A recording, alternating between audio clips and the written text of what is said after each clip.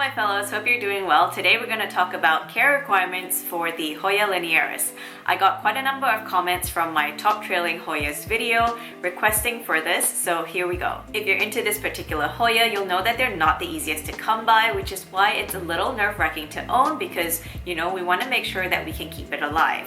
But don't worry though, in this video I'm going to talk through all the care tips for this particular plant, so if you're interested in that, definitely keep on watching. Just a little bit of backstory on this plant though. I did get it in 2019 as a 3-strand cutting for around about $20 to $30. Fast forward 2 years or so, it's grown into this luscious pot right here. But back then though, I was really impatient and I wanted to fast track the growth of this plant, so that really motivated me to chop and prop it. But also one of the strands was a lot longer than the other ones, and that really irked me, so I cut it to an even length and planted it back into the soil. It successfully rooted, and before I knew it, I had the confidence to continue to chop and prop it every time one of the strands outgrew one another to keep it at an even length. But I haven't been keeping up with that recently. As you can probably tell, there's a lot of uneven growth down here, but I'm actually going to do a live demonstration of how I chop and prop at the end of this video, so if you're interested in that, make sure you keep on watching till the end. Okay, so I know you guys are probably like, just get into the care tips already, but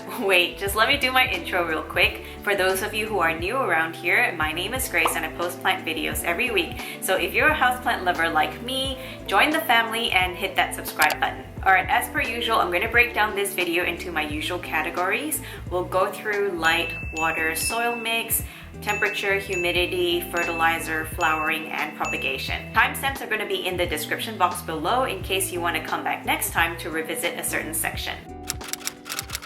So as you know, light is an energy source for the plant, so the more light you give the plant, the faster it'll grow. With the Hoya linearis, I'd avoid harsh, intense light or extremely low light conditions. But generally, they're pretty hardy. I've grown this in all sorts of lighting conditions. I initially had this in a medium indirect light location, and then I moved this to a bright indirect location, and now it lives in my grow tent directly under the grow lights. The only thing that I'll note when it comes to lighting is to make sure that the top of the pot gets light, because otherwise it'll tend to go bald at the top. In terms of water, the Hoya linearis actually needs a little bit more water than other Hoyas. Reason being is the foliage is a little bit finer than other Hoyas, and so it doesn't retain as much moisture in the leaves itself. Be careful not to overwater it though, because once it gets root rot, they go downhill very, very quickly. Also, when it comes to watering, you want to make sure that you use room temperature water, because water that's too cold or too hot may shock the plant or damage its roots. In terms of how much water it needs though, it really depends on the potting mix and also the type of pot that you have it in. So for example, if you have it in a terracotta pot, you're gonna need to water it a lot more frequently because the terracotta is porous and absorbs some of the moisture, as opposed to the plastic nursery pots. And in terms of potting mix, the chunkier or airier or more free draining the potting mix, the more you're gonna need to water the plant as well. As Hoyas are epiphytes and they tend to grow on trees and things like that, they really enjoy more free draining or like chunky soil mixes. So throw in some orchid bark, some cocoa chips, and some perlite, and you're good to go. I actually have mine in a very airy mix with 50% perlite and 50% potting mix. The goal is to ensure that the soil isn't too dense or heavy, because they hold on to moisture a little bit longer, which increase the chances of root rot. One other thing about Hoyas is that they do prefer to be root bound and they don't like their roots to be disturbed. So what that means is before you pot it up, it's really important to decide what sort of potting mix and what sort of pot you'd like to put it in. So you can leave it there for as long as possible without having to repot it every so often. I actually made a mistake there because, and I'm not proud of this, I'm going to show you what the roots on this plant looks like at the moment. I think it needs to be repotted. I've had this Hoya in this pot for 2 years, and look at the roots. It's just absolutely gone crazy and grown out of the pot. I'm really scared to move it because I don't want to disturb the roots. But also, this is not sustainable, so I'd probably have to repot it at some point. In terms of temperature, the Hoya linearis is known to be a cool grower, which means it can tolerate lower temperatures. So as long as you keep it from extreme cold or extreme heat, you'll be fine. terms of humidity, most tropical houseplants enjoy higher humidity, and the Hoya linearis is no different.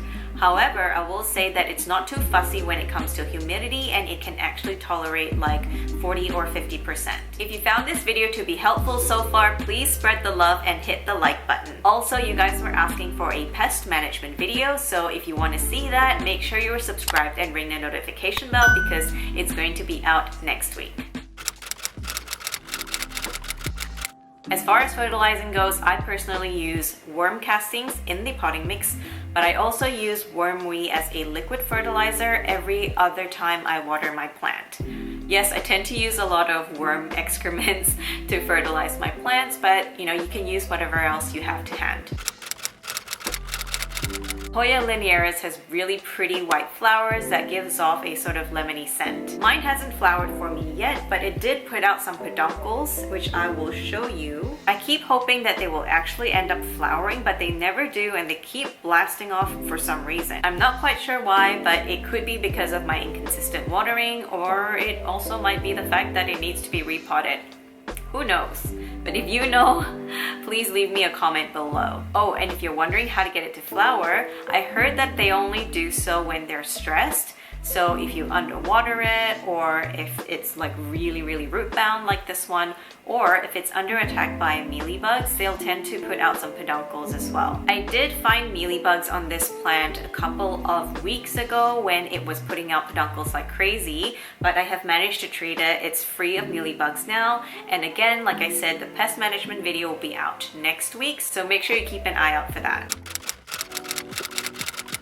Alright, now let's talk about propagation, and the easiest way for me to explain is to show you a demonstration. I've been meaning to chop this for a while, and the uneven length is just driving me crazy, so let's do it. First things first, you need to decide where you want to make the cut, and for me personally, I like to make sure that the lengths are all even, so this is where I'm going to make the cut. Another thing to note is that I've previously made a cut here before, and it's already put out an auxiliary bud or a growth point, so this is considered a spent node, so I'm not going to make the cut here because that's not going to give me any more new growth from this node, but if I cut over here, this node here can still give me a new growth point. And as you can see here, this one has a little bit of an aerial root poking out, so you want to make sure that that gets into the soil as well. Another tip is to make sure to leave at least 2 nodes on each cutting. I personally never tried 1 node cuttings, and I've heard others have difficulty with those, so trust me and leave as many nodes on the cuttings as possible. You can also use a rooting hormone at this point to help promote root growth, but I never had any issues skipping that step. Once you're done with that, stick it into the soil and make sure to moisten the soil and leave it in a high humidity environment with good light. I'm going to put this in my grow tent, and yeah, that should do the trick. You can also root it in water first, and that's really easy to do. Similar to the one in soil, you just want to make sure you submerge a node underwater. And when you see roots starting to form, feel free to pot it up as you see fit. And if you're curious about the progress on this one, I will report back in the future, so stick around for that. Or you can follow me on my Instagram where I post updates on my Insta stories. I hope you enjoyed this video. If you want to see more, feel free to check out my other care tips video. Thank you so much for watching, and until next time, stay mellow, my fellows.